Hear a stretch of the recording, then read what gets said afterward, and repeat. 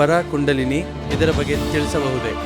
ಇಡೀ ವಿಶ್ವದಲ್ಲಿರ್ತಕ್ಕಂಥ high voltage current ಅಂತ ಅನ್ಕೊಳ್ಳಿ. ಚಿತ್ ಕುಂಡಲಿನಿ ಒಂದು ಹಾಲಿದ್ದಂಗೆ, ಬೆಳದಿಂಗಳ ಹಾಲಿದ್ದ ಹಾಗೆ.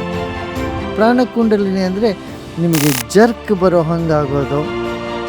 ಕೆಟ್ಟದರಲ್ಲೂ ಭಗವಂತ ಇರುತ್ತಾನ, ಕೆಟ್ಟದನ್ನು ಮಾಡಲು ಅವನೇ ಪ್ರೇರಣೆ ಕೊಡುತ್ತಾನೋ? ಒಳ್ಳೆಯದು ಕೆಟ್ಟದು ಈ ದ್ವಂದ್ವವನ್ನು ಮೀರಿದ ಮೇಲೇನೆ ಭಗವಂತನ ದರ್ಶನ ಆಗೋಲ್ಲ. ಪ್ರಣಾಮ್ ಗುರುದೇವ್. ಪರ ಕುಂಡಲಿನಿ, ಚಿತ್ ಕುಂಡಲಿನಿ, ಪ್ರಾಣ ಕುಂಡಲಿನಿ ಇದರ ಬಗ್ಗೆ ತಿಳಿಸಬಹುದೇ? ಶಿವನ ಶಕ್ತಿಗೆ ಕುಂಡಲಿನಿ ಅಂತಾರೆ. ಅಂದರೆ ಈ ಪ್ರಪಂಚದಲ್ಲಿ ಇರ್ತಕ್ಕಂಥ ಶಕ್ತಿಯನ್ನು ಕುಂಡಲಿನಿ ಅಂತ ಕರೀತಾರೆ. ಅದೇನು, ಎರಡು ಮುಖ ಇರ್ತದೆ ಕುಂಡಲಿನಿಗೆ. ಒಂದು ಸೃಜನ ಶಕ್ತಿನೂ ಇದೆ, ಇನ್ನೊಂದು ವಿಧ್ವಂಸಕ ಶಕ್ತಿನೂ ಇದೆ ಕುಂಡಲಿನಿ. ಇದರಲ್ಲಿ 3 ತರಹದ ಕುಂಡಲಿನಿ ಹೇಳ್ತಾರೆ. ಒಂದು ಪರ ಕುಂಡಲಿನಿ ಅಂದರೆ ಇಡೀ ವಿಶ್ವದಲ್ಲಿರ್ತಕ್ಕಂಥ ಹೈ ವೋಲ್ಟೇಜ್ ಕರೆಂಟ್ ಅಂತ ಅಂದ್ಕೊಳ್ಳಿ, ಎನರ್ಜಿ.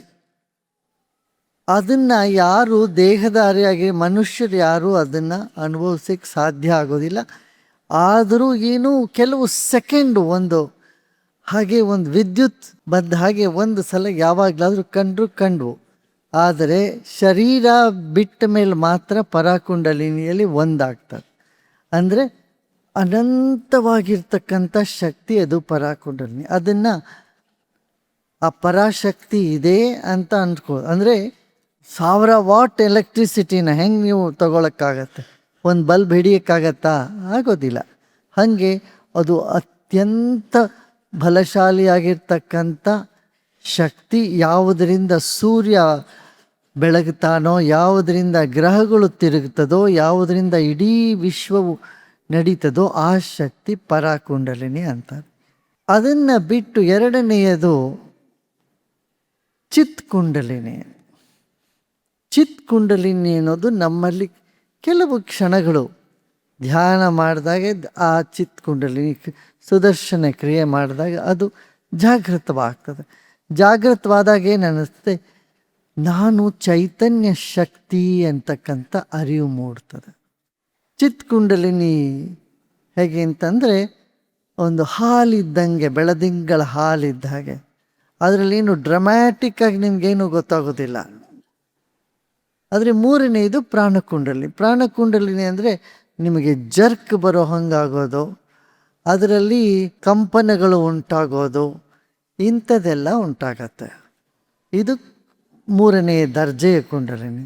ಹೀಗೆ ಇದು ಸೃಜನಾತ್ಮಕವಾಗಿ ನಮ್ಮಲ್ಲಿ ಬರಬೇಕಿದ್ರೆ ಗುರು ಮುಖಾಂತರ ಮಾತ್ರ ಇದು ನಡೀತದೆ, ಇಲ್ದಿದ್ರೆ ಆಗೋದಿಲ್ಲ. ಗುರುದೇವ್, ದ್ರಷ್ಟಾಪ್ರಜ್ಞೆಯು ಜಾಗೃತವಾದ ಮೇಲೂ ಮನಸ್ಸು ಹಾಗೆ ಮುಂದುವರಿಯುವುದೇ ಅಥವಾ ಮನೋಲಯ ಉಂಟಾಗುವುದೇ? ನಾನು ದೃಷ್ಟಾಂತ ತಿಳ್ಕೊಳ್ಳೋದು ಕಷ್ಟ ಅಲ್ಲ, ಆದರೆ ಅದರಲ್ಲಿ ಸ್ಥಿತಿ ಆಗಬೇಕಿದ್ರೆ 2 ಬೇಕು. ಏನು? ವೈರಾಗ್ಯ ಇರಬೇಕು. ಅಂದರೆ ಮಿಕ್ಕಿದೆಲ್ಲನೂ ಸಪ್ಪೆ ಅನಿಸಿದ್ರೆ, ಪ್ರಪಂಚ ಸಪ್ಪೆ ಅನಿಸಿದ್ರೆ ಅದರಲ್ಲಿ ಸ್ಥಿತಿ ಉಂಟಾಗತ್ತೆ. ಇಲ್ಲ ಅಭ್ಯಾಸ ಮಾಡೋದ್ರಿಂದ ಸ್ಥಿತಿ ಉಂಟಾಗತ್ತೆ. ವಿರುದ್ಧ ಮೌಲ್ಯಗಳು ಒಂದಕ್ಕೊಂದು ಪೂರಕ ಅನ್ನುವುದಾದರೆ ಕೆಟ್ಟದರಲ್ಲೂ ಭಗವಂತ ಇರುತ್ತಾನ, ಕೆಟ್ಟದನ್ನು ಮಾಡಲು ಅವನೇ ಪ್ರೇರಣೆ ಕೊಡುತ್ತಾನೋ? ನೋಡಿ, ಒಳ್ಳೆಯದು ಕೆಟ್ಟದು ಈ ದ್ವಂದ್ವವನ್ನು ಮೀರಿದ ಮೇಲೇನೆ ಭಗವಂತನ ದರ್ಶನ ಆಗೋದು. ಅಲ್ಲಿ ತನಕ ವ್ಯಾವಹಾರಿಕವಾಗಿ ಒಳ್ಳೆಯದು ಕೆಟ್ಟದು ಎಲ್ಲ ಇದ್ದೇ ಇರುತ್ತೆ. ನಾವೇನು ಮಾಡ್ತೀವಿ, ಈ ವ್ಯಾವಹಾರಿಕ ಜ್ಞಾನ ಆಧ್ಯಾತ್ಮಿಕ ಜ್ಞಾನನ್ನು ಮೆರೆಸ್ಕೊಂಡು ಗೊಂದಲದಲ್ಲಿ ಸಿಕ್ಕಾಕೋತೀವಿ. ಹಂಗಲ್ಲ. ಈಗ ಎಲ್ಲವೂ ಮರ ಅನ್ನೋದು ಒಂದಾಯಿತು, ಬೆಂಕಿ ಬಿದ್ದರೆ ಎಲ್ಲ ಸುಡ್ತದೆ. ಹಾಗೆ ಎಲ್ಲವೂ ಮರ ಅಂತ ಅಂದ್ಕೊಳ್ಳೋಕೆ ಯಾವಾಗ ಆಗೋದಿಲ್ಲ? ನಾವು ಕೂತ್ಕೋಬೇಕಾದ್ರೆ ಕುರ್ಸಿ, ಸಾಮಾನು ಇಡಬೇಕಾದ್ರೆ ಟೇಬಲ್ಲು ಮತ್ತು ಬಾಗಿಲು, ಇವೆಲ್ಲ ಬೇರೆ ಬೇರೆ ಇದೆ. ಆದ್ದರಿಂದ ಇದು ವ್ಯಾವಹಾರಿಕವಾದದ್ದು ಬೇರೆ. ಅಲ್ಲಿ ನಾವು ಅದು ಹೆಂಗಿದೆಯೋ ಹಾಗೆ ನೋಡಬೇಕು. ಆಮೇಲೆ ದ್ವಂದ್ವಾತೀತವಾದ ಅದ್ವೈತ ಜ್ಞಾನಕ್ಕೆ ಹೋದರೆ ಅಲ್ಲಿ ಒಳ್ಳೆಯದೂ ಇಲ್ಲ ಕೆಟ್ಟದೂ ಇಲ್ಲ, ಏನೂ ಇಲ್ಲ, ಮಾಡೋರು ಇಲ್ಲ, ಅನುಭವಿಸೋರು ಇಲ್ಲ, ಹಂಗಾಗ್ತದೆ.